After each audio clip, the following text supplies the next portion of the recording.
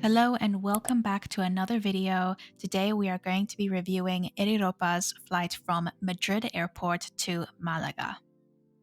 So my flight left extremely early and I decided to come to the airport the night before and sleep over in the airport.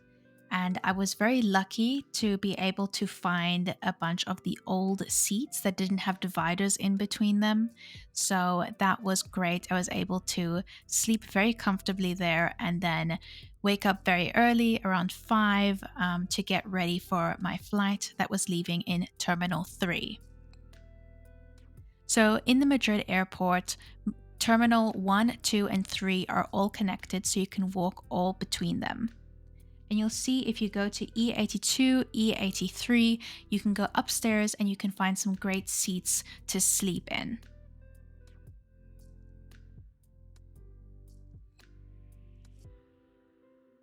So the boarding process for Air Europa is very similar to that of Vueling and Iberia Express. You have groups that you have to board in. So you have groups 1 and 2, and that's priority boarding. So if you are sitting in the business class or have paid for priority, you can take those. Otherwise, you'll be divided into zone 3 or 4 and make sure to line up in the correct zone. It will be on your boarding pass. If you're in the incorrect zone, you'll be sent to the other zone. So just make sure you are standing in the correct line. So the boarding process was honestly very organized and it makes it a lot easier. We had a jet bridge, which was great. Here you can see the cabin. They have a very nice light blue color that's very calming. The business seats, the middle seat is taken up so nobody can sit there. So that gives you more space if you're taking a business class seat. And all the other seats look like this. You have a couple of extra large seats that have extra room, which is great if you need that extra room. I just had a normal seat quite in the front of the cabin. And a lot of people like to book Air Europa, and I do as well, because you can actually recline in your seats, and that's great. And you can also take hand luggage as well, and that's free. So that is a great perk of flying with Air Europa. However, my seat had a bit of a malfunction. I'll talk a bit about that just now. The seat is very spacious and it is also very comfortable, so that is great. The tray table is very sturdy, so if you are going to be working on a laptop or watching something or just flipping through a book or eating anything, you're not going to have any issues with that here. And it's also very large, which is great. The leg space is really wonderful. You can fully put your bag underneath the seat. I am very short, but this leg space is really good for anyone. And this is the smallest amount of leg space you can get on the seat.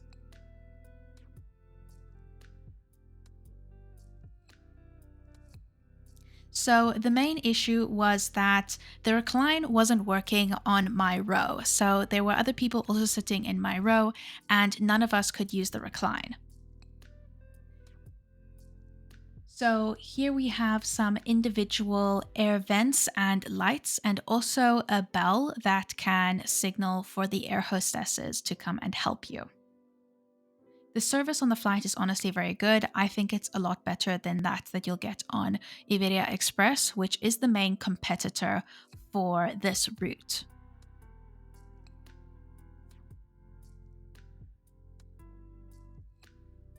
So you guys can see it is really early as we're taking off. It is just after 6 o'clock in the morning.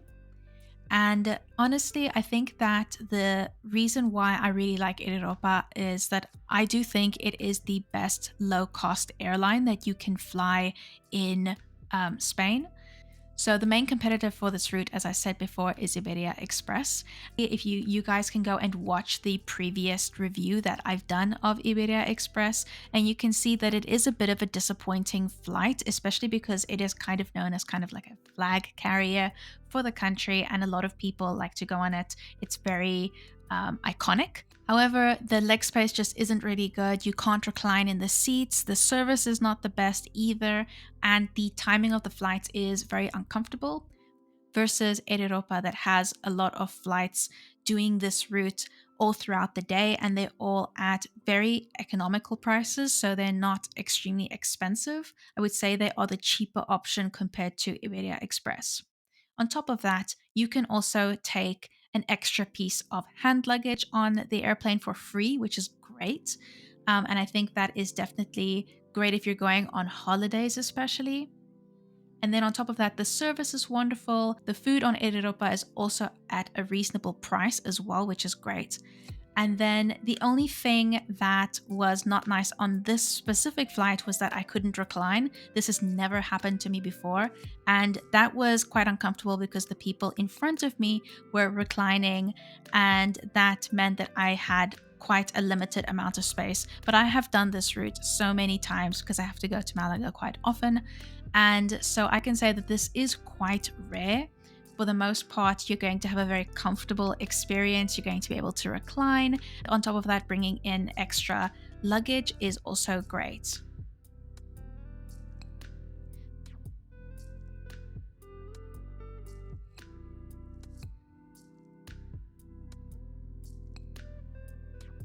So here we are at the Malaga airport. The Malaga airport is one of my favorite airports. If I could choose to fly out from only one airport, I would definitely choose this one. It is nice and small, yet it still has everything. It has a great places to work on your laptop if that's what you need to do, or study, or read a book, or get a quiet spot. You can get water for only €1 from the vending machine, so that's also really nice for people that don't want to be spending a huge amount of water over there. So on top of that, the Malaga airport only has 2 terminals, so it's nice and small, but you can still take international flights from it. If you have the opportunity to fly from Malaga airport and it's not super expensive to do so, I would definitely recommend it. It is not very far away from the Malaga city. It is quite close to it actually, and there is a bus going in between. If you are looking to go to the train station or to the city center, which is basically near the bus station, you can do that for about €5. So that's super cheap, and it only takes about 20 minutes. A lot of people fly to this airport if they want to go to Marbella, which is a very popular vacation destination, and that is only about 40 minutes to an hour away by bus.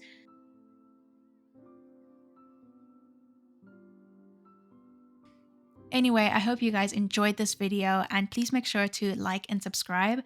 Leave any comments down below, and I'll see you guys in the next video.